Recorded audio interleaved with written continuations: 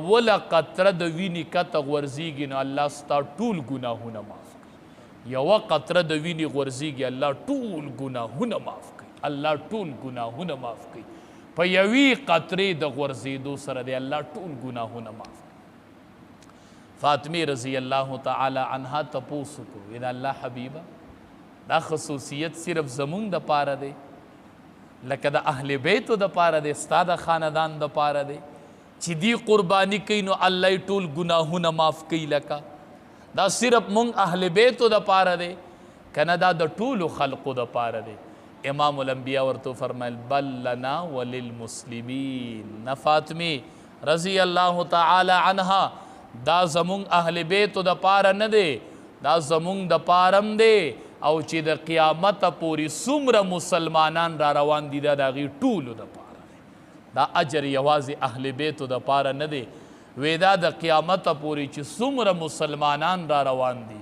دا د هغې ټولو مسلمانانو ته به دا اجر میلاویږي چې اوله قطره د وینې کته غورځېږي الله یې ټول ګناهونه معاف کوي. نو په دې قربانۍ پیسې ورکول څه ګران شو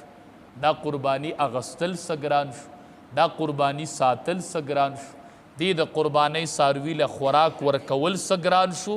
په دې د الله شکر ادا کوئ او د قرباني چې چا باندې واجب نو د وس نه ځان له د قربانۍ فکر کوئ. قرباني په چا واجب ده لنډو خبره آسان حل دا دی 52 تولی سپین زر چې دي د دې چې قیمت ولګولی شي چې دومره پیسې د چا سره وي نغدې یا یې چاته قرض وي یا یې دوکان وي د دې پیسو وي یا یې د ضرورت نه سیوا سیزونه ورسره او قیمت دې ته رسیږي نو په دې سړي باندې قرباني واجب ده. لکه د سپینو زرو دا ریټ کله خیږي او کله کوزیږي کم فرم په ځای نه ودرېږي نو معلومات وکئ که د سپینو زرو توله په 1500 شي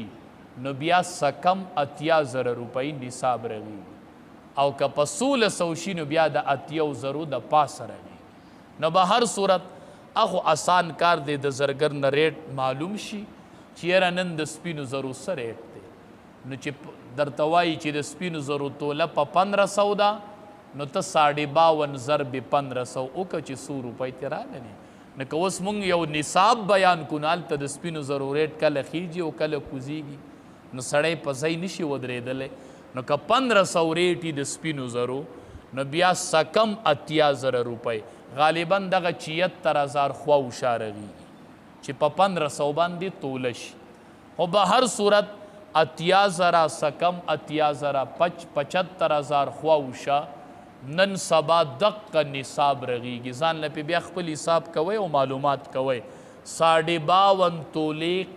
سپینو زرو چې څومره قیمت رغیږي دا نصاب دی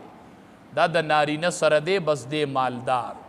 او په د باندې قرباني واجب ده او چې دا ورسره نشته نه نغدي نه چاته قرض شته نه دوکان شته دی مالی تجارت هم نشته دی او دی چاته قرض هم نه دي نو دومره ورسره نشته نو بیا دا سړی غریب دی په د باندې قرباني واجب نه ده. خو یو څه مسلو باندې به ځان لږ پوهه کوئ بعضې وخت کې دا غلط فهمي وشي 4 رونه پاتې کېږي کور کې هغې کې د هر یو تن سره دا نصاب پوره کېږي 75-80,000 روپۍ د هر یو تن سره دی وی دا زمونږ مشر رور دی وی دی به قرباني وکړي دا د ټولو د طرف نه شوله دی چې دا مونځ وکړي نو بیا دی ستا په ځای باندې مونځ هم کوي که نه دا به د ټولو د طرف نه کېږي چې ستا مشر رور مونځ وکړي نو ستا ذمه ختمیږي نو په تام قرباني واجب ده او په مشر رور هم ده ای به وی دی مشر دی وی دا پلار به وکړي دا زمونږ د ټولو د طرفه شوله بیا خو به دا پلار مونځ هم ستاسو د طرفه کوي جو خبره به چې په یو باندې عمل واجب وي دا د په عمل ذمه نه ختمیږي. ګورې او که د هر یو سره ځان له دومره قیمت نه